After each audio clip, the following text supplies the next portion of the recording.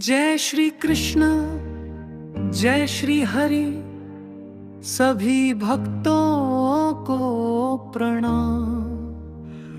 आज हम सुनेंगे श्रीमद् भागवत महापुराण के चतुर्थ स्कंद की दिव्य कथा। इस स्कंद में मुख्य रूप से 3 महान प्रसंग आते हैं: बच्च, यज्ञ और माता सती की कथा। ध्रुव महाराज की भक्ति और तपस्या, राजा पृथु की दिव्य कथा,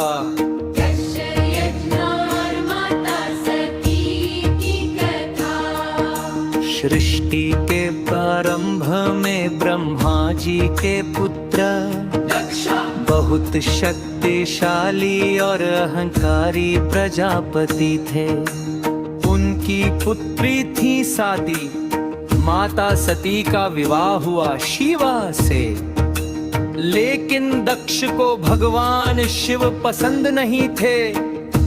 उन्हें लगता था कि शिव जी योगी है, साधु है और राजसी वैभव में नहीं रहते।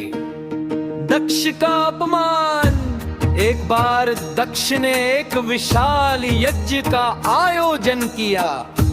उस यज्ञ में सभी देवताओं को बुलाया गया, लेकिन भगवान शिव को निमंत्रण नहीं दिया गया। जब सती को यह बात पता चली तो उन्होंने शिव जी से कहा, मैं अपने पिता के घर यज्ञ में जाना चाहती हूँ। शिव जी ने कहा, जहाँ तुम्हारा सम्मान न हो वहाँ जाना उचित नहीं है। लेकिन सती अपने पिता के घर चली गई। सती का आत्मदाह। जब सती वहां पहुंची तो दक्ष ने भगवान शिव का अपमान किया। ये सुनकर सती बहुत दुखी हो गई। उन्होंने कहा, जिस शरीर ने ऐसे पिता से जन्म लिया है जो मेरे पति का अपमान करता है, उस शरीर को रखना पाप है। और फिर योग अग्नि से सती ने अपना शरीर त्याग दिया। शिव का क्रोध। जब यह समाचार भगवान शिव को मिला तो वे बहुत क्रोधित हुए। उन्होंने अपनी जना से एक भयंकर वीर को उत्पन्न किया, वीरभद्र। वीरभद्र ने दक्ष के यज्ञ को नष्ट कर दिया और दक्ष का सिर काट दिया।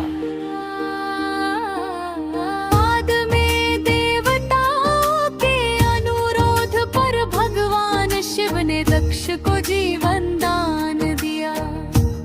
ध्रुव महाराज की कथा। अब कथा आती है महान भक्त ध्रुवा की। ध्रुव राजा उत्तनापड़ा के पुत्र थे। उनकी सौतेली माता सुरुचि उन्हें बहुत अपमानित करती थी। एक दिन ध्रुव अपने पिता की गोद में बैठना चाहते थे, लेकिन सुरुचि ने उन्हें रोक दिया और कहा, अगर तुम्हें राजा की गोद में बैठना है तो पहले भगवान से प्रार्थना करो कि तुम्हारा जन्म मेरे गर्भ से हो। ध्रुव का संकल्प ये बात सुनकर 5 वर्ष के ध्रुव बहुत दुखी हो गए। वे जंगल की ओर निकल पड़े। रास्ते में उनकी मुलाकात हुई नारदा जी से। नारद जी ने ध्रुव को भगवान विष्णु की भक्ति का मार्ग बताया। ध्रुव की तपस्या। ध्रुव ने जंगल में कठोर तपस्या शुरू की। वे लगातार भगवान का मंत्र जपते रहे। ओम नमो भगवते वासुदेवाय। 5 महीने कठोर तपस्या से पूरा ब्रह्मांड हिलने लगा। देवता चिंतित हो गए, तब भगवान विष्णु स्वयं ध्रुव के सामने प्रकट हुए। भगवान विष्णु का दर्शन जब भगवान प्रकट हुए तो ध्रुव की आंखों में आंसू आ गए। वे भगवान के चरणों में गिर पड़े।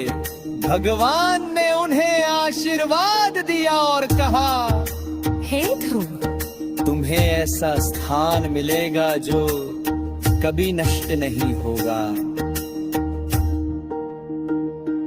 वही स्थान आज ध्रुवा नक्षत्र के रूप में जाना जाता है। राजा पृथु की कथा अब कथाती है महान राजा। पृथु की जब पृथ्वी पर अराजकता बढ़ गई तो भगवान ने पृथु को राजा बनाया। राजा पृथु ने प्रजा की भलाई के लिए अनेक कार्य किए। कहा जाता है कि पृथ्वी पहले अन्न नहीं देती थी। तब पृथु ने पृथ्वी को गाय के रूप में दुहा और संसार को अन्न प्रदान किया।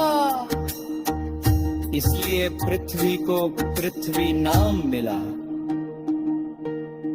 चतुर्थ स्कंद का संदेश भक्तों, इस स्कंद से हमें 3 महान शिक्षाएं मिलती है। अहंकार का परिणाम हमेशा विनाश होता है। सच्ची भक्ति से भगवान मिलते हैं। राजा का करता प्रजा पे सेवा करता है। अंत में यही संदेश है, यदि मनुष्य भगवान भी तकते गए। अहंकार त्याग दे और धर्म के मार्ग पर चले, उसका जीवन सफल हो जाता है।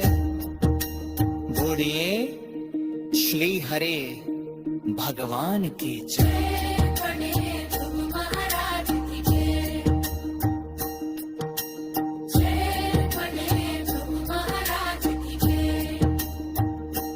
बोले भगवान शिव शंकर की जय।